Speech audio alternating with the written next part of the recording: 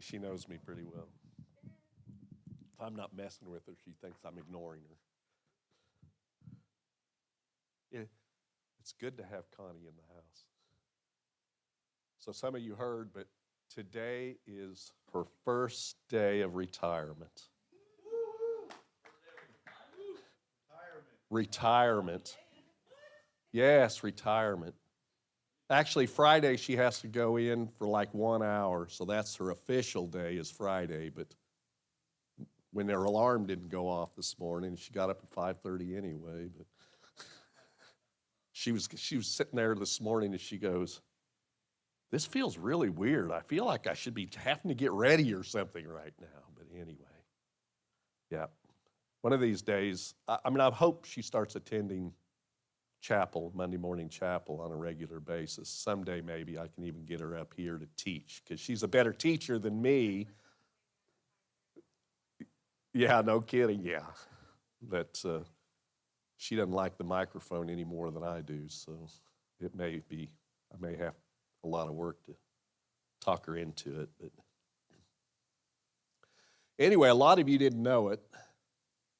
I know Michaela knows, and of course Connie knows, but 2 years ago this month, we had a really devastating fire at my house. Not the house, my barn or shop, whatever you want to call it. We called it the barn. It was a shop, basically, burned down. It was in May 2 years ago. It was a Monday morning, and I was getting ready to come do chapel, and I took our trash out, put it in the burn barrel, and lit it, just like I've been doing for 13 years. Well, it's next to the shop, but the shop was it was a wood frame, but it was a metal skirt. I'd been doing it forever. I still don't know what happened. Anyway, I set it, lit it, went inside, finished getting ready, get in my car, start driving to chapel, and my neighbor calls me and says, "Hey, are you home?" I said, "No, but I just left." "Why?" She says, "Well, there's a lot of smoke coming from your place." And I said, "Well, yeah, I just lit my trash on fire." She says, "No, you don't understand. There's a lot of smoke coming from your place." And I go, "Oh, no, don't tell me." So I said, "Well, okay, I better turn around." So I turn around, I call Natalie, who was here, and tell her, "Hey, I think I'm not going to be at chapel. I'm thinking I've got a fire at my place."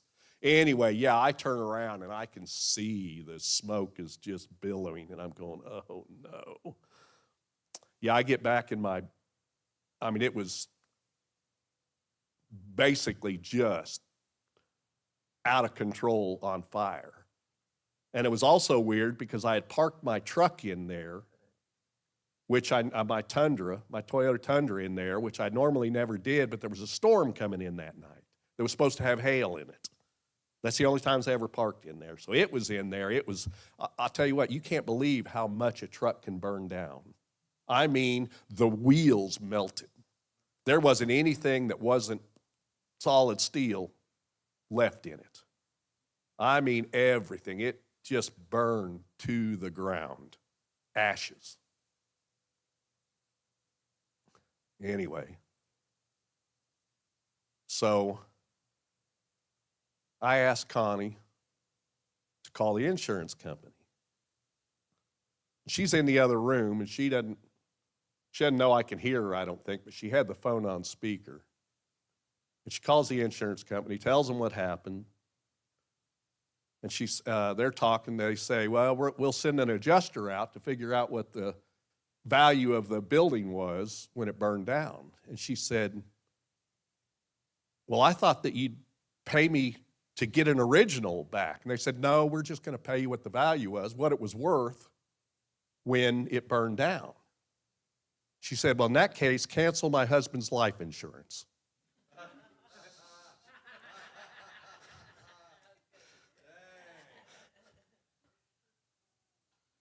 That's all true, but the last part, of course. Now I have a better shop, better tractor, newer truck, It turned out good in the end. It was still a nightmare that I never, ever, ever want to go through again. But it's all good now. It ended up being a blessing. I really have a super nice shop now. Anyway. You didn't like that one? Yeah, I'm ready. You didn't like that one? How about this one? Man comes in the house, he has a duck under his arm, goes up to his wife and says, "This is the pig I've been sleeping with." She said, "That's not a pig, that's a duck." He said, "I wasn't talking to you."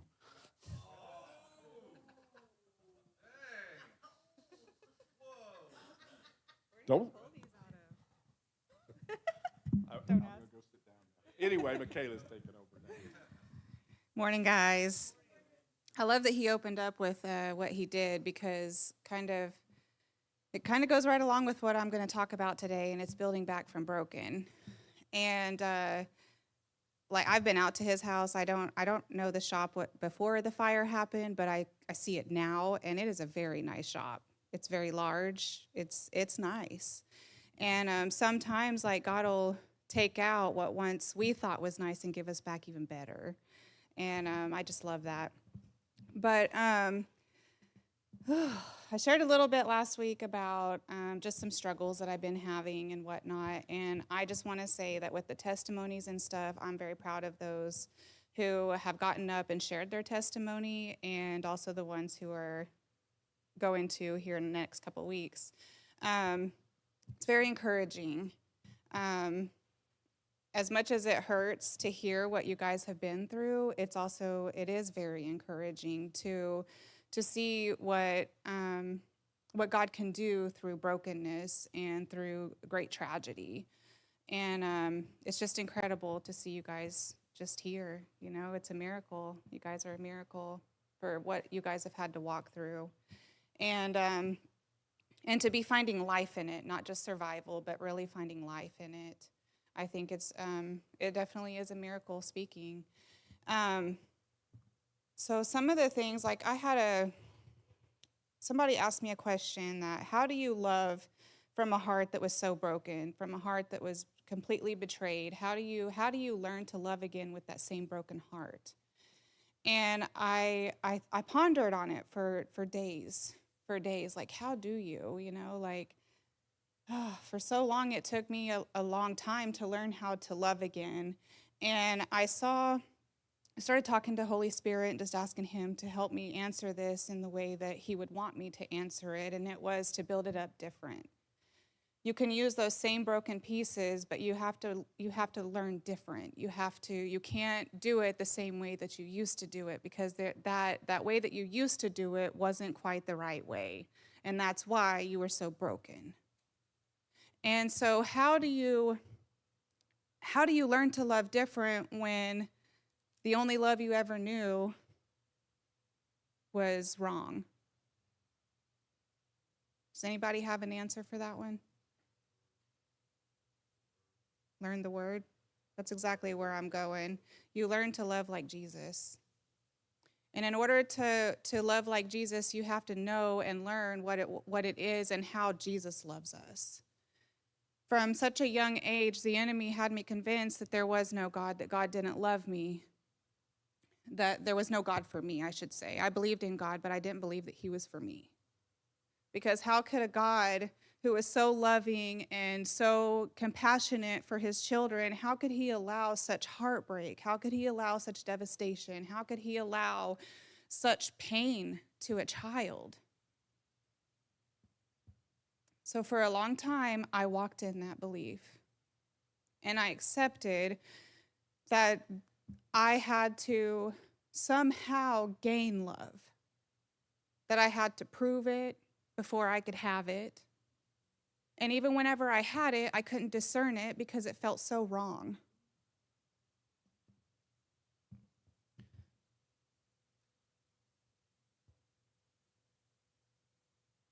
There was a time in my life where I thought revenge was the way.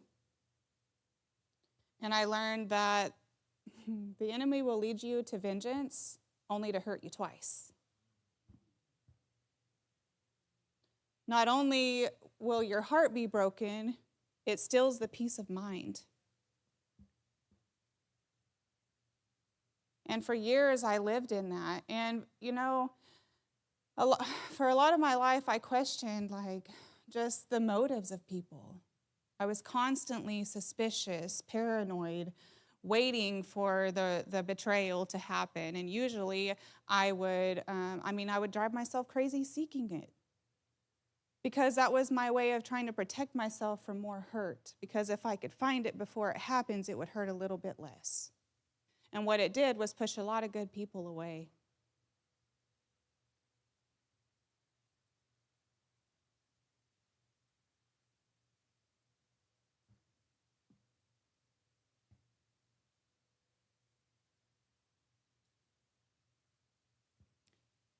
I think about my dad a lot, and he's a man that I try to distance myself from as a way of protection. Not that he's ever been physically hurtful or anything like that, not to me, but emotionally, he's very distant, and he was always very suspicious, and you were pretty much guilty before you even did anything wrong. And I find myself, like, Holy Spirit revealed this in me. It's been about a year ago that he told me, you are a lot like your father in the way that you think. That really hurt. Because I spent so long trying to not ever be like him, and it turns out that I was a lot like him in the way that he thought. But it also gave me a greater understanding of the pain that my dad's probably carrying. There's a reason that he was so paranoid. There's a reason that he was always suspicious. There's a reason that he always blamed and sought out and accused. And that was me. And I still find myself there a lot of the time. But the only difference now is that I know that just because I think it, just because I feel it through anxiety, because that's what it does. It causes this deep anxiety within me. And if I feed on that, if I start seeking it, that's what the enemy does. Like, he gives you just a little bit of something, and if you let it build, if you start to let it overtake you, it really does. And over the last couple weeks, I really started to find myself, without even realizing, but I caught myself going back to that. Just because I thought it, because it's something that did happen before, I thought, well, certainly that's probably what's going to happen again, because oftentimes we find that patterns repeat themselves over and over and over. And growing up, all of my life, the people that I had to look up to were people who would never change. People who are still the same today. And so in my mind, I have to fight that just because they're still the same doesn't mean the people in my life now or in my future, or that nobody can change. I have to remind myself that. If I can change, what makes me think that that other person can't change? If they're choosing it, it's possible, right? And who am I to constantly, just out of my own suspicions, out of my own paranoia, who am I to constantly be questioning or nagging or seeking that validation? Because that's what it is. I want you to validate whatever it is to calm this anxiety, to calm this fear, to calm whatever it is that I'm fighting. And that's how he gets into relationships. And for so long, I gave into that. And I believe, like, I have talked so much on Javier and kind of poured all of our dirt out there. And I don't take enough accountability sometimes for the part that I played in it, because it sometimes takes a lot for me to see where I played in it, because that pain from the betrayal sometimes overrides the part that you played. And it takes an honest look within ourselves to be able to see where we were wrong. And not only that, but to admit it, especially out loud. But I believe that there was a time that Javier, he really was on the right path. He really was trying to do good. That there was a time that after he messed up, he really was truthful in trying to do better. But my suspicions, my paranoia, my digging, my constant need for validation, I think that drove him away. And has anybody else ever been here? And not just a husband, wife, boyfriend, girlfriend relationship, but friendship, family, anything. Your children.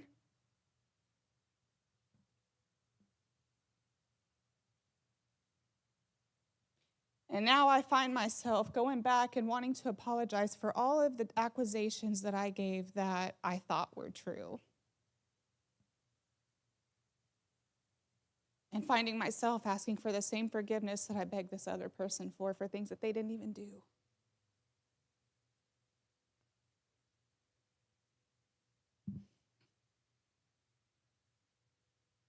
I thank God for revealing these things to me, because it's the only way that you can really change, from the heart, is to be honest with yourself. For so long, I would look in the mirror, but I would never look myself in the eyes in the mirror.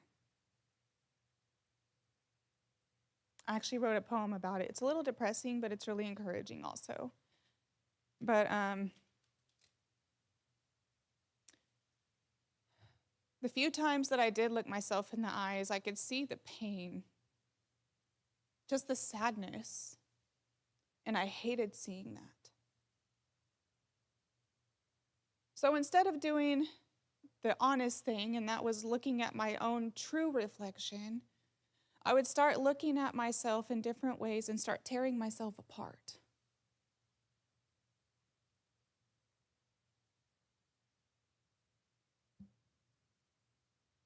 Anybody else ever done that to try and distract yourself from the real truth?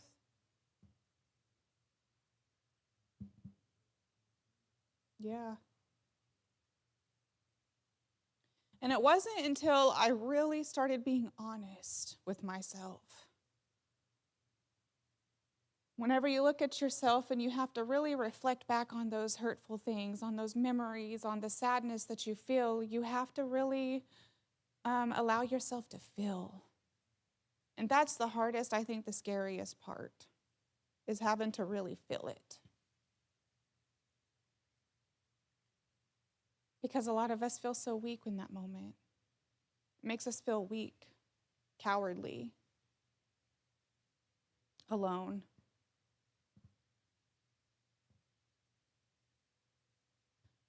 For a lot of years, I wore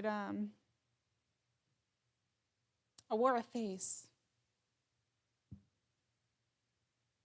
A face that said I was happy, that everything was great, that my life is golden, but my eyes could tell a different story. They always told a different story.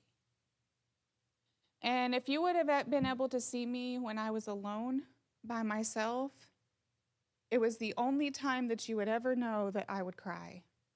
I mean, it was the only time I felt safe enough to let it out. But whenever I had to really start feeling that, because once you cry enough, there comes a point that you really start to feel what's behind those tears. I would get angry and I would shut it off. Anybody else?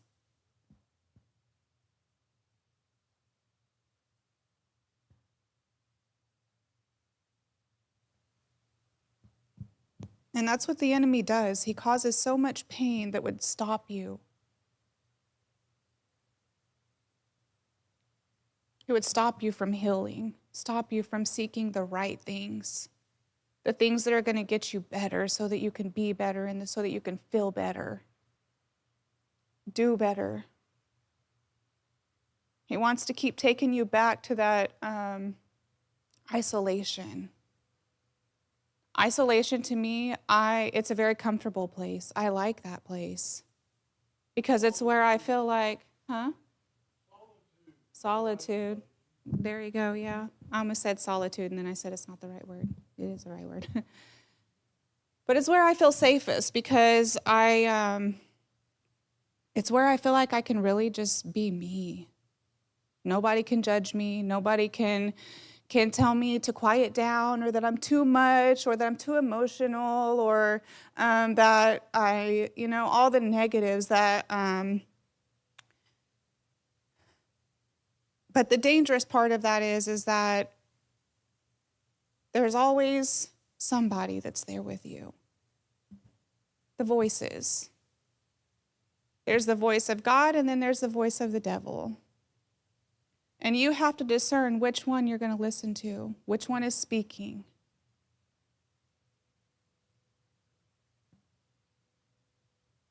Because whenever I go to it,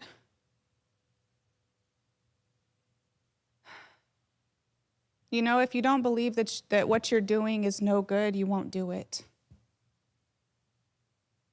And a lot of times the enemy tries to convince me that, wouldn't it just be better for you to move on and just not talk about this stuff anymore? Wouldn't it just be better? Sometimes it would. But the thing with that is that I would stop talking, but I wouldn't stop hearing.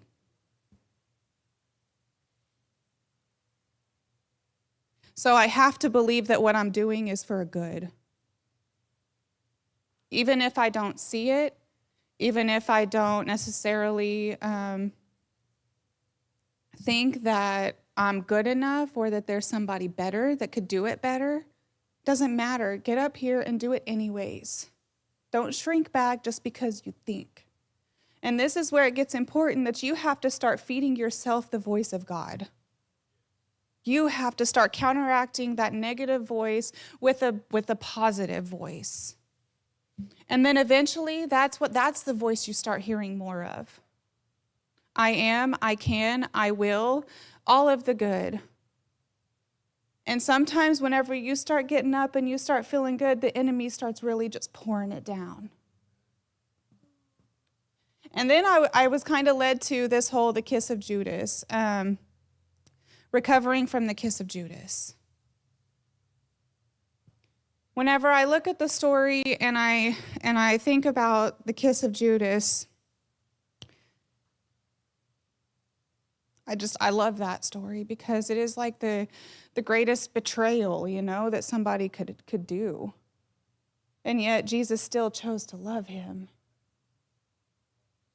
Washed his feet.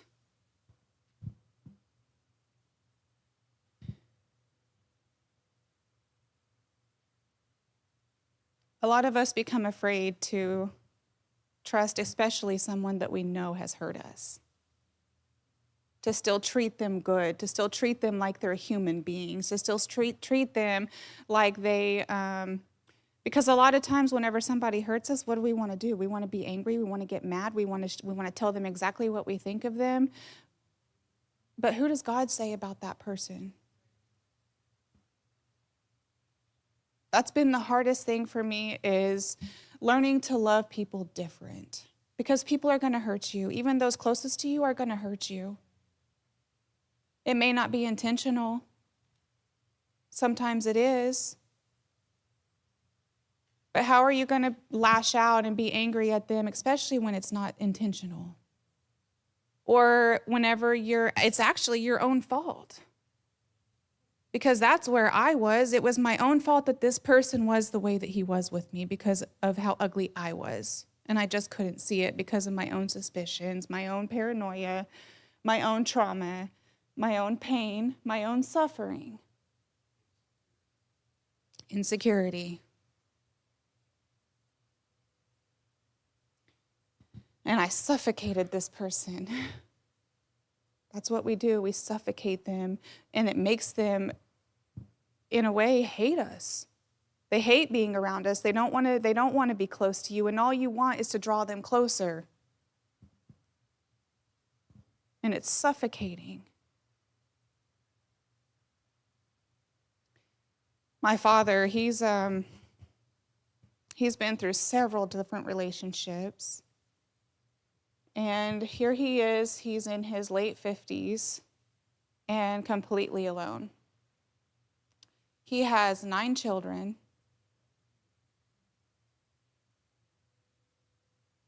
And I want to say only 2 or 3 of them go out there to see him. Only pick up the phone. One that he's close enough to pick up the phone and call, and they talk. 1 out of 9. And it's not that we hate him. I very much love my dad. Matter of fact, I feel very sorry for him.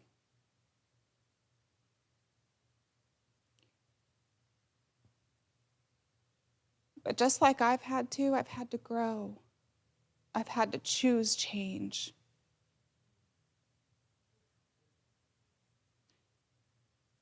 I've had to lay down my own pride. That's a hard one. Because pride will make you think that you're right in everything, but you're not.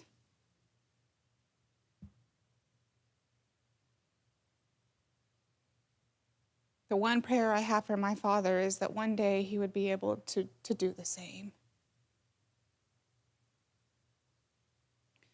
Because I can't imagine, no, I can, I've been there, how lonely it is to have everybody that you love walk away from you and you have no idea why.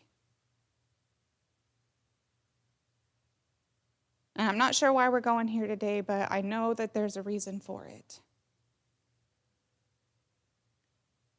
Whenever I think back of all the things that have happened since I was that 6-year-old little girl, it's a lot of hurt.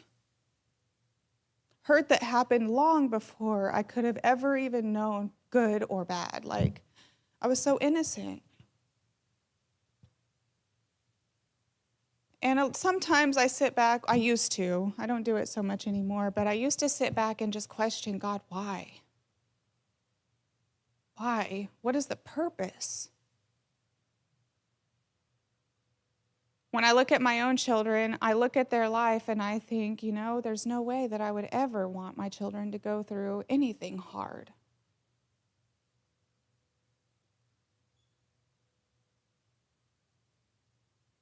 And I realize that, the enemy, that's the thing with free will, is the enemy has the free will to do what he chooses. But that didn't ever stop God from calling me. He never took his hand off. He was the reason that I got up and I carried on anyway.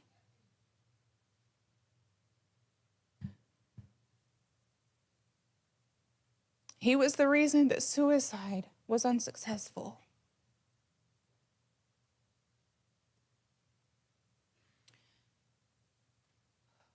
And I take all of the brokenness that I ever felt, that I still feel, and one by one, you have to look at it with a purpose.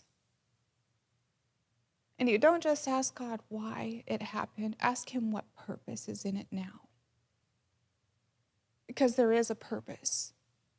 Every single piece of your story holds a purpose. And you have to believe in that. You have to believe that there's a greater purpose. And going back to the kiss of Judas, I think about the enemy, and a lot of us think that the enemy just wages war. And it's not just with war. He doesn't make it obvious. It's disguised. He'll often come to you with what you like.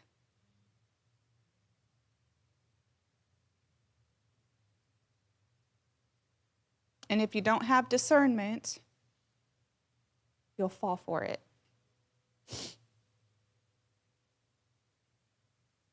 And to have discernment, it takes a deep connection with the divine.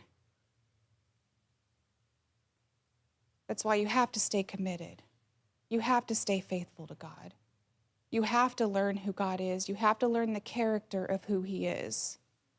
A character is unchanging. It's the true identity of who he is.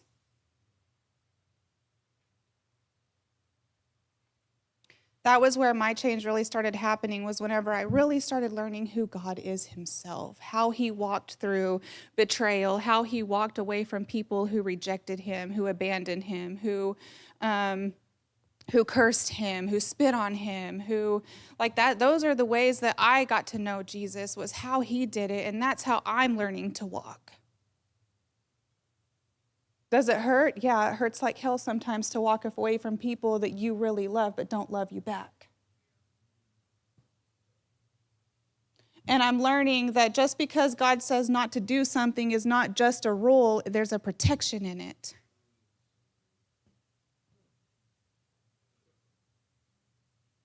So when we learn to start looking at these things different, we start understanding it better. When I used to think of the Word of God, I used to think it was just an instruction book. I thought it was just a rule book more so. But no, it's there for protection. It's there for guidance. And whenever you can really look at it with a purpose of wanting to learn how to be this Christian, a true Christian, a relationship with him beyond just religion, you learn it. When you start walking it, as you're learning it, you start evolving. Your heart starts changing. Your heart starts softening. And then your thoughts, those start changing. And does that ever stop? No, it's a constant warfare.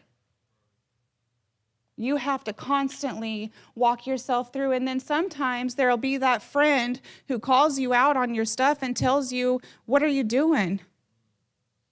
There'll be that friend that tells you what you're going through. You don't have to go through it alone. You get over here. We need you here. You need to be here. And I very much appreciate that friend. Because I wanted to lay down in my pity. I wanted to sink back to that old, familiar, comfortable place where I can be by myself and I can cry by myself and I can just quiet. I just wanted to go quiet for a moment. But then I remember how miserable I was in that quiet place. Holding it all in, not talking about my truth. It led to literally this insanity. Thought I was going to go crazy. It ate me alive on the inside. It made me feel like my existence was for nothing. Like, I mean, why am I here? This is such a miserable life. I'd be better off if I wasn't here. The world would be a better place. Like, what kind of lies is that?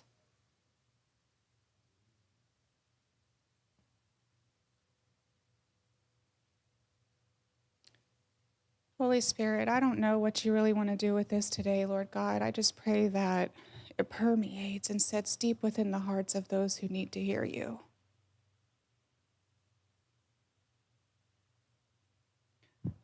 So oftentimes we feel alone in our story. We feel alone, like there's no purpose. I pray that you just help us to focus more on that. Guys, the pain speaks no matter what. The pain speaks, and the enemy will use it to keep hushing us up, to keep us in that dark place, to keep us in that struggle of life to just find happiness, peace, true joy. But if we would start asking God, what can I do with this? What have you purposed this for in my life? Because God didn't cause those bad things to happen, but he is going to turn your story around if you will allow him to, and he will use it for a better good. Something that's different than your pain. Pain that has power.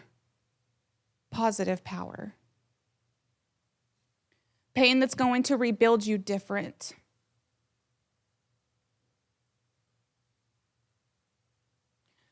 But it starts with being honest with ourselves. And you guys are in a very safe place that you can be able to do that.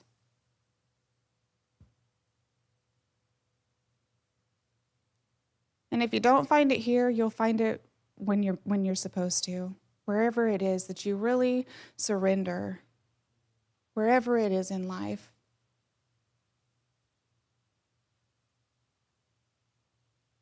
I started seeking it before I got here. I started seeking it in 2020. My life, I felt like it was just, honestly, I tried when I was pregnant with my little girl. I tried jumping out of a moving vehicle that was doing 65 miles an hour down the road because I just couldn't take it anymore. Just didn't want to live anymore. I didn't want to bring another baby into this kind of a life. And that was like my turning point. The person driving stopped the car, and I got out of the car and I ran for the ditch just screaming like a mad woman. I snapped. I couldn't hold it together anymore. I couldn't hold it inside behind the smile anymore. I was so angry. I was so sad. I remember just grabbing my hair on both sides and just screaming out God's name, begging him to take me out.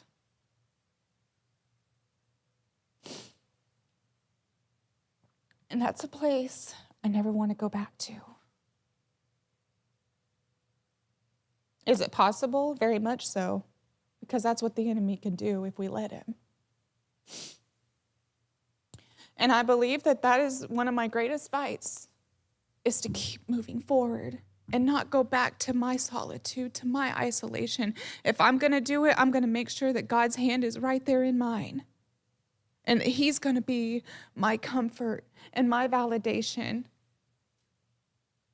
because that's where you find it. You're not safer on your own.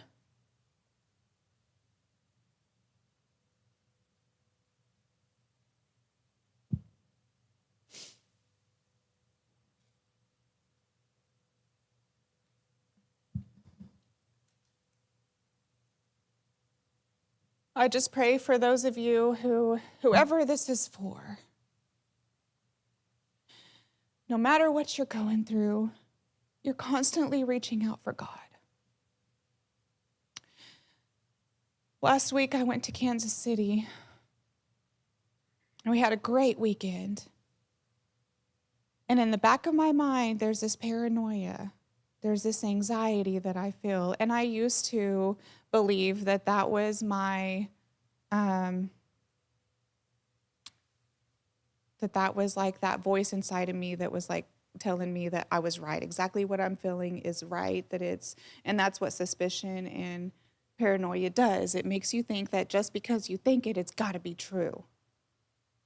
And on the drive back, I took my mom and my stepdad, I took them home to Grove. That's a 3-hour and 20-minute drive from Kansas City. And the whole time, the entire time, I'm listening to that voice. This is happening, this is happening, this is happening. Prepare yourself. What kind of conversation are you going to have? How are you going to bring this up? How are we going to confront this? This has to be true. But wait, I don't have the solid proof yet. How can I bring this up if I don't have the solid proof? No, it's there. You know it. It's that feeling deep in the pit of your stomach. For 3.5 hours, I dropped my mom off. And then I have to drive to Coffeyville. That's another 1 hour and 20 minutes. And that same thing. So I gave the enemy almost 5 hours. And about 20 minutes from Coffeyville, that voice inside my head says, have you talked to God about this? Have you prayed about this? And so I'm sitting there and I just start crying. And I'm like, all right, God. I'm sorry that I gave away 5 whole hours of nonsense before I brought it to you. What is it that I need to hear right now? And he said, is what you're thinking really true, or is it what you're hoping will happen so that you have an excuse to do it too? And immediately I found peace. Immediate. And that's what you have to do, and that's the power of the Holy Spirit. If you just give him the door, if you give him the microphone to speak. His power overrides that other voices that are talking. It overrides that anxiety that you feel, that you think is your truth, but it's not. Now, could you imagine if I didn't stop for just a moment, 20 minutes outside of Coffeyville, what would have happened after I got home? My suspicions, my paranoia, my constant 5-hour thoughts are going to override, and it's going to cause a great weekend to end on a really bad note. It's going to make this other person think that everything he's doing is for nothing. Because here we are again. He's not doing anything. He's not doing anything that he shouldn't be doing. It's that old pattern that Michaela's repeating. And that's what the enemy does. To try and drive a wedge between two people who are learning to love like Jesus.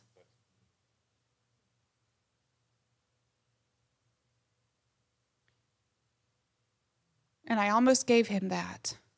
I almost took the goodness and the joy and the encouragement away from somebody else because of my own insecurity.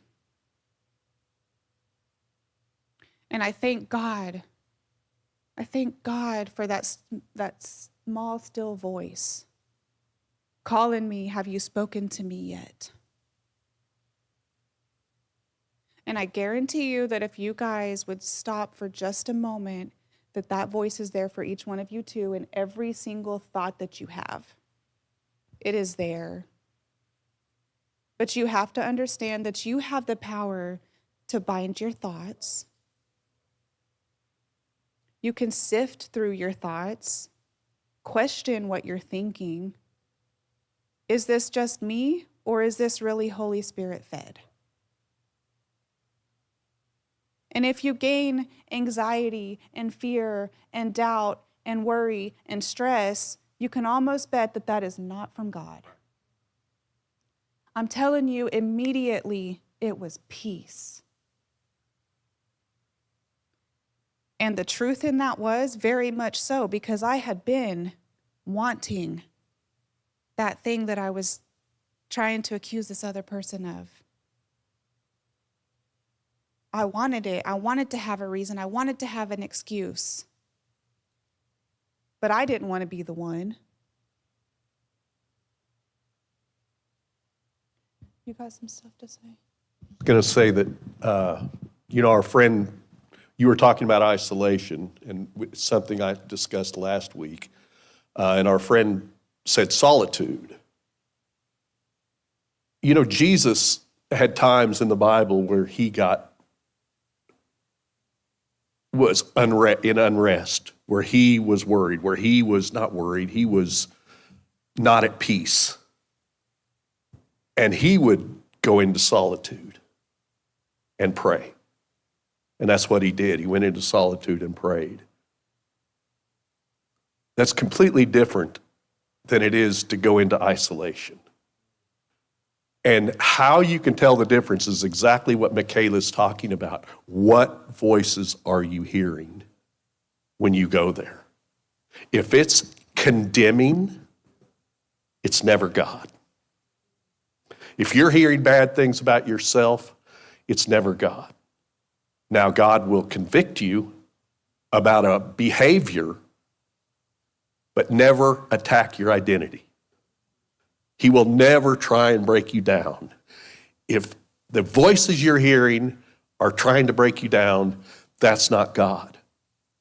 So that's the difference between solitude and isolation. Going in and you did it, you spoke to God and everything changed. And you felt that peace, and that's what you're talking about. That's your trigger. That's when you know is what voices are you listening to? Because like I said last week, going into isolation, the enemy will always be there with you. He'll eat you alive, is what you said. He will eat you alive. He will tear you up. Yeah. But if you hear the voices you're talking about where, hey, who are you listening to, And like I said, the difference is what you're hearing. If it's condemning, it's always, always, always the enemy. That's the one thing that is so true, and I just whew. It's so interesting that whenever God corrects you, it's not condemning, but it's always a truth. And I'm learning, when God corrects me, I'm learning how to parent better. I'm learning how to confront things different in my own life, because I don't want my correction to be condemning. Yeah. Always talk about behavior, not who you are. Mm-hmm. That's important. Yeah. A couple weeks ago, something that I caught my daughter. And I will tell you, it triggered something in me. I got raging, like angry within myself. I didn't act out. I didn't, but it was within myself. And it wasn't at her, it was at the enemy, because it's like a repeated pattern that I saw in my own childhood. She's completely innocent. She's learning. And so how am I going to go in and confront this? If I go in and I'm crazy angry, she's going to think that it's her. It's going to shame her. So I had to take a moment, and I had to step away, and I had to really think about, it really took me back to a place when I was a child. What was it that I needed in that moment? And what was it that I got? And what did it do? Okay, yes, it's happening, but I don't have to give her the same thing that I got. So I sat her down, and I talked to her sternly. Was I angry? Oh, I was quivering. My body was shaking because I was so upset. And it wasn't, like I said, it wasn't because of her. It was because of the action that I caught. And it triggered. And it really pissed me off at the enemy, because I thought, you know what? He's not just after me. He's not just after my husband. He is after my children. And I don't know how to get it across to her how important it is to not do that. How to guide her a godly way. Somebody said, well, it's almost better to teach her to do it in solitude and not bring other people in. And I'm like, my first question was, but is that godly? And she said, oh, that's a tough one. And I said, yes, it is. Because you can tell them not to do something, but they're going to do it. So how can I guide her in a different way that doesn't condemn her or shame her or make her feel like she's a problem? I still don't have the solid answer for it, but I'm working on it. It really is just getting down on her level, hearing her out, giving her a chance to speak, letting her know that I love her regardless, that I'm not upset at her, and giving her that safe space to know that you can come and talk to me. When you're struggling in that, you come and talk to me. And I'm going to be open-armed, and I'm going to love you. Will I get upset? Probably so. Probably so. But the difference is I'm not going to beat you. I'm not going to bash you. We're going to talk through it. We're going to talk through it, and we're going to learn from it. And that's what I don't know why I threw that in there, but I feel like that somebody needed to hear that, I guess. Just hold on a second, Jamie. You were talking about your father and the way he was and made you feel and all that. My father was a very very, not a loving person. He never showed love. I mean, he did. Now I know how he did it. He just never did it in a way. I've said it before. I know people change. The first time I ever heard my father tell me he loved me was the night he was leaving my mother. And so he was not a loving person. And he was a very, very critical, judgmental person. Very, and so I never got the validation that I needed from my father. That feeling of I was acceptable to him. And that's the father wound that you hear Pastor talk about. It's so prevalent in our society now, getting more so all the time because of all the divorce and all the, the father wound is huge. And it's something that we all were born to desire, is the acceptance from the Father. And it's made me a critical, I hated it, but it made me a critical, judgmental person for so long. And still fight it. And what's funny is I can come in here with you guys that have done a lot and not feel judgmental towards you at all. But I can go out there to a friend and find myself judging them and judging them. And yet, then I can think of times when I've felt judged and how horrible it makes me feel. Like, it just makes you feel less than. But what I'm talking about here is generational curses. For the sins of the father shall be passed down to the third and the fourth generation. But God says he will bless to 1,000 generations those who love him. We can break generational curses. And that's exactly what you're talking about with your daughter right now, is breaking that generational curse. That way that he made you feel, which I'm sure he was probably raised in a way. My father was raised by a German, which is, and that's just how they were. He was a farmer, and it was work, work, work, work, work. He was never a loving person either to me. So that's how he was raised. It's just a generational curse. But we can break generational curses. And so when you're dealing with your children, you think about, how do I want them to treat their children, my grandchildren? How do I want to make them feel? And that's exactly what you're saying is you're recognizing this generational curse and you're breaking it off right now. And that's so good what you're talking about, because it's always got to be, any correction has to be done in a loving way.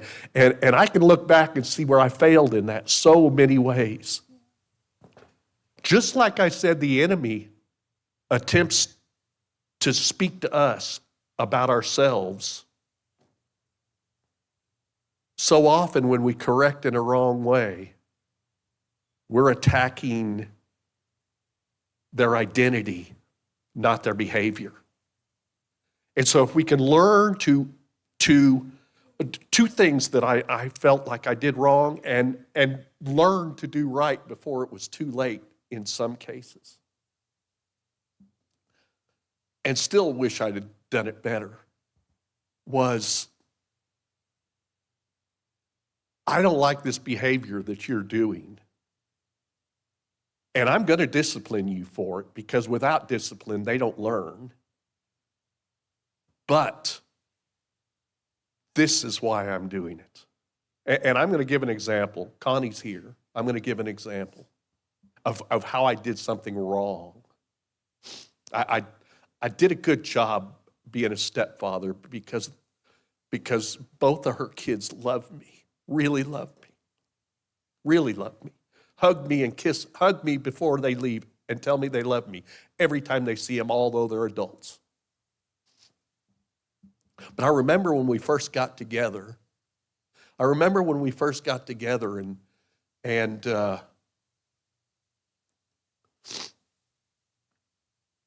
his alarm clock would go off to go to school.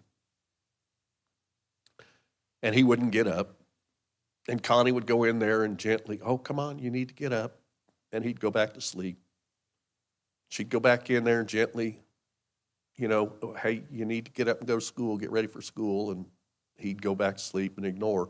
Well, pretty soon I'd get in there and I'd get rough and you got to get out of bed and pull him out. Well, at that moment, I'm the biggest asshole in the world. But what I should have done was, wow. What I should have done is said, if you can't learn to get up to an alarm clock, your mother's not always going to be there to gently wake you up. You're going to be late for work. You do that enough, you're going to lose jobs. You lose jobs, you lose your car, you lose your house, you lose your wife. There's a reason we're trying to teach you to get up to an alarm. That would have been the right way to do it. But yes, you can enable bad behavior if you're too merciful. There has to be correction and discipline. Without it, God says if you don't discipline your child, it means you hate him.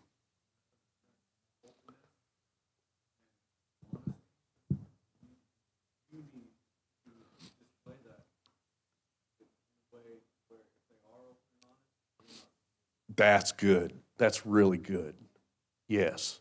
But what I wanted to say, one, we can break generational curses. Think about how you want your child to be, not only to be and to feel, but how you want them to treat their children. And you can break generational curses. The other way is when you are dealing with them, always talk about the behavior, not you are fill in the blanks. It's always about behavior, not their identity, not their... I think about how do I want her to think about herself? Because I know what it's like to think not good about yourself. And then to have somebody, especially a mother figure or father figure, validate those negative thoughts or feelings that you have about yourself, it just drives it deeper, and it takes so much more time and recovery to come back out of that. And just in that moment, I had two choices. It was either I'm going to give in to this anger that I feel right now and I'm going to repeat this generational thing, or I'm going to do this different. Because if I want my child to treat her children different, I have to make sure that I'm treating her different, and I have to make sure that she thinks of herself in a godly way. I have to make sure that the way that I'm raising her to think and be and act is godly. And that's how you start creating different generations. So I've gone back with her, and I will say that since that situation, my daughter is like Velcro. I cannot move off of the couch. Like the second I start to sit up, she's like, "Where are you going?" And I'm like, "Girl, I'm just going to the bathroom. Calm down." We'll be laying in my room together and watching a movie, and I'll get up to go get a drink. She's like, "Mom, where are you going?" And I'm like, "What is your problem?" And I part of me, I question it, because it's almost like there's something there that I think she's afraid, because since that situation happened, that's how it's been. And I think there's a part of her that fears that I won't be there. I really do. And that is something that is coming from the enemy, because fear is a big thing. It is a very big emotion that a lot of children can't understand. So they cling to the safest thing. And a lot of times I get irritated about it because I'm like, "Oh my God, just give me my space. I just need to breathe." but I'm learning to not push her away because I don't want to validate that fear that she's feeling. So instead, I'm trying to be open and communicate it with her and try to get her to talk about whatever it is that she's feeling so that I can help her to understand it, so that I can validate the truth that I would never leave her, that I'm not ashamed of her, that I'm not going to abandon her, that I'm not going to not love her, because that's what anger says a lot of the time. And she did see me angry. She knew I was angry. She knew I was upset, but I think she's misunderstanding what that anger is, what it was that I was really upset about. Because how do you explain that to a 9-year-old child and get her to understand? It's very difficult. So now we're just going to go through this process of let's be clingy and let's love each other. And I'm going to take it and I'm not going to push you away, but I am going to have to like hold my sanity somewhere. But anyway. Jamie, did you have something?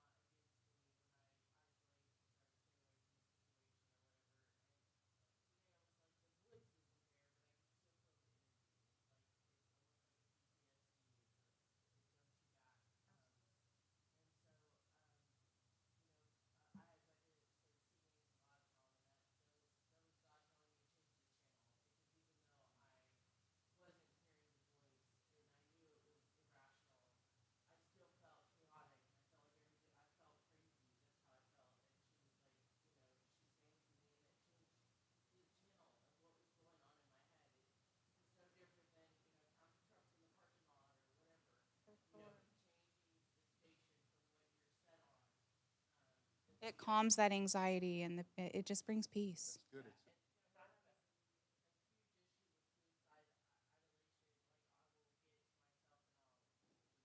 Yeah.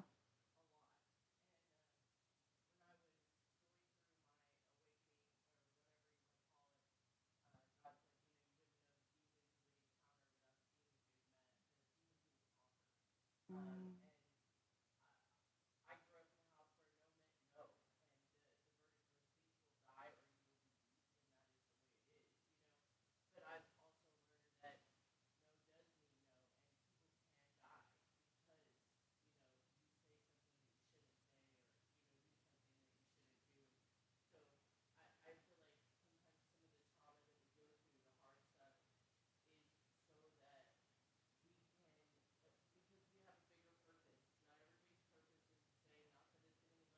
Right.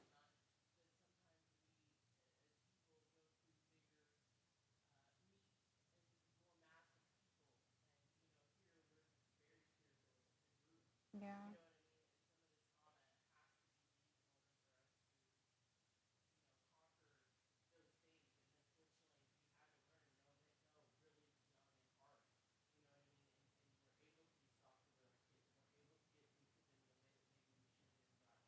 Mm-hmm. Yeah, Good. absolutely.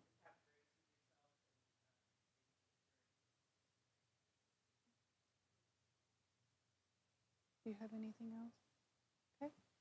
All right. Well, I thank you guys just for giving me a place to be able to speak and just encourage you guys to just keep seeking God's hand in all of it, even when you can't see, even when it's hard to believe. You just keep reaching for it. You guys want to come up and pray together?